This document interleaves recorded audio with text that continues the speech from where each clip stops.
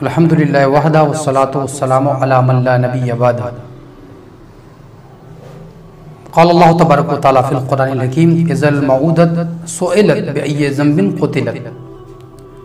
محترم ناظرین، اللہ کے نبی مکرم سالار عرب و عجم صلی اللہ تعالیٰ علیہ وسلم کی بعثت سے قبل جو زمانہ عرب پر گزرا اس کو جاہلیت کا دور کہا جاتا ہے، کیونکہ اس دور میں منظم طریقے سے کوئی مسلم کتاب نہیں تھی، کوئی لائحہ عمل نہیں تھا، کوئی ایسا دین نہیں تھا جس پر چل کر لوگ اپنی زندگیوں کو بارونق بنائیں۔ اس دور کے واقعات سے تاریخ بھری ہوئی ہے، جاہلیت کا دور۔ اس دور میں جب کسی کے گھر میں بچی پیدا ہوتی تھی، بیٹی پیدا ہوتی تھی، تو اس قبیلے کے لیے، اس کے بعد کے لیے وہ شرم و عار، ذلت و رسوائی کا ذریعہ بن جاتی تھی۔ جب بچی پیدا ہو تو لوگ اس کو ذلیل کرتے تھے، وہ اس کا باپ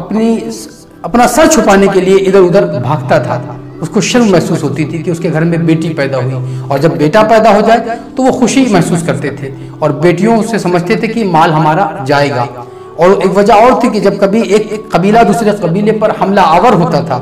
تو وہ اس قبیلے کا تمام مال و املاک اور ان کی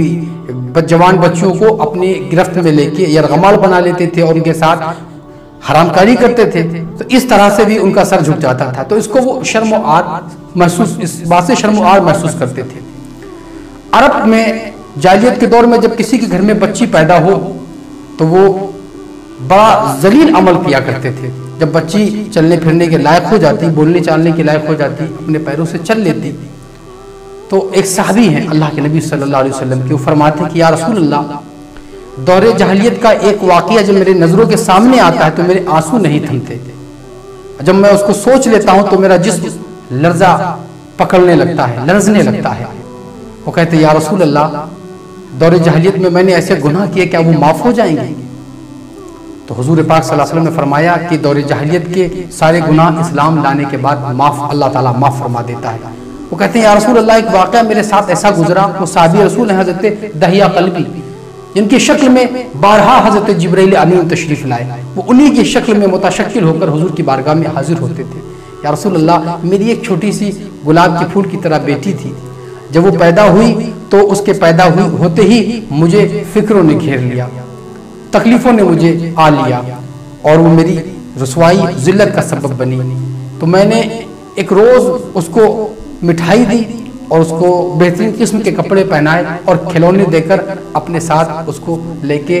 چل دیا۔ وہ بچی میری انگلی پکڑ کے بڑی مسرت محسوس کرتی، بڑی خوشی محسوس کرتی، اور اپنی توتلی زبان میں مجھ سے باتیں کرتی اور مجھ سے اپنی فرمائشوں کا اظہار کرتی۔ میں بھی اس کی فرمائشوں پر ہاں بولتا اور اس کو بہلانے والے جملے استعمال کرتا، حالانکہ وہ میری بچی بہت کم سن تھی۔ میں اس کو اپنے ساتھ لے کے گیا، ایک وقت آیا کہ پھر میں نے اس بچی کو وہاں بیٹھال دیا، وہ بچی بیٹھ گئی، پھر میں نے اس کے سامنے ہی قبر کھودنا شروع کر دی۔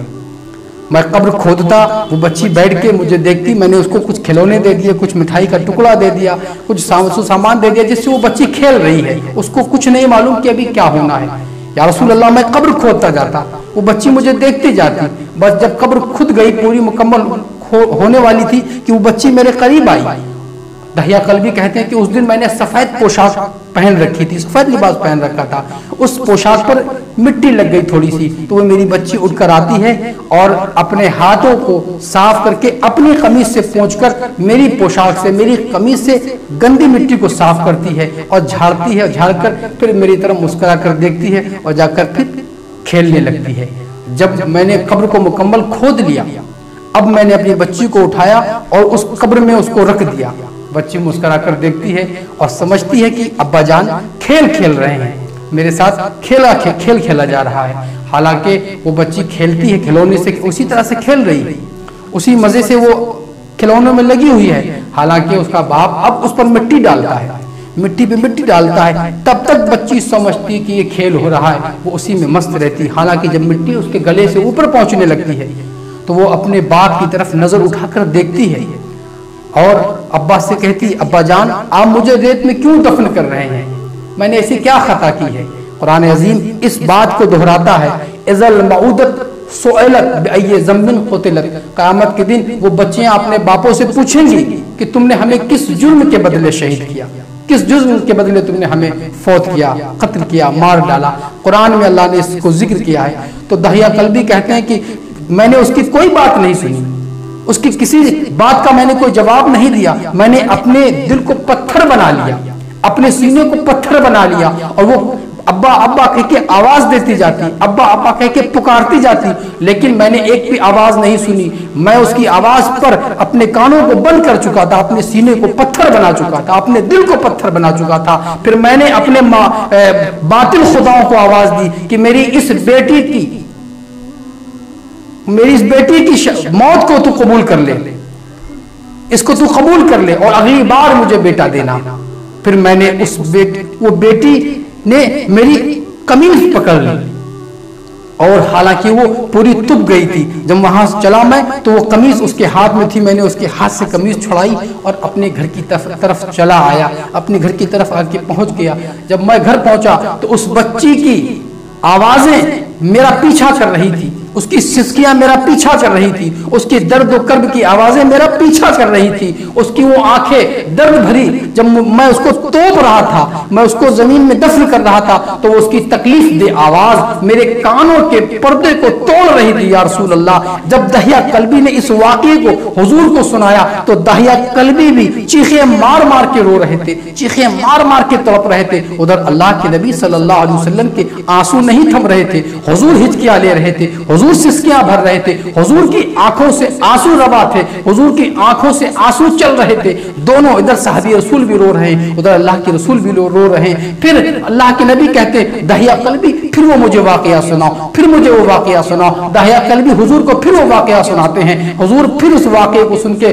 روتے ہیں، تڑپتے ہیں، سسکیاں لیتے ہیں۔ دور جاہلیت کے اس واقعے سے ہم کو کیا سبق ملتا ہے؟ دحیہ کلبی کہتے ہیں یا رسول اللہ، میرا اتنا بڑا گناہ ہے، میں اتنا بڑا قاتل ہوں، دور جاہلیت میں نے جو گناہ کیا، یا رسول اللہ کیا وہ معاف ہو جائے گا؟ کیا اللہ اس پر بخشش دے دے گا؟ کیا اللہ اس پر مغفرت دے دے گا؟ اللہ کے نبی نے فرمایا کہ دحیہ کلبی، اللہ تعالیٰ اسلام میں آنے والے کے تب پچھلے تمام گناہ معاف فرما دیتا ہے، اسلام قبول کرنے والے کے پچھلے تمام گناہ معاف کر دیے جاتے ہیں۔ اللہ اکبر۔ دور جاہلیت کا یہ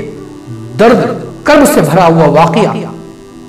جس میں رحمت نام کی کوئی چیز نہیں، خلوص محبت نام کی کوئی چیز نہیں، بچیاں زمین میں زندہ درگور کر دی جاتی ہیں، لیکن جب اسلام کا لاہ عمل آیا، پیارے آقا صلی اللہ علیہ وسلم کی بعثت ہوئی، پیارے آقا جب تشریف لائے، اللہ کے محبوب حبیب جب تشریف لائے، نبی اکرم و مکرم جب تشریف لائے، سالار عرب و عجم جب تشریف لائے، تو یہ تمام صفاقانہ، ظالمانہ، جارحانہ، قاتلانہ تمام سازشیں، تمام معاملات کو رد کر دیا گیا، توڑ دیا گیا، ظلم و بربریت کے بتوں کو توڑ دیا گیا۔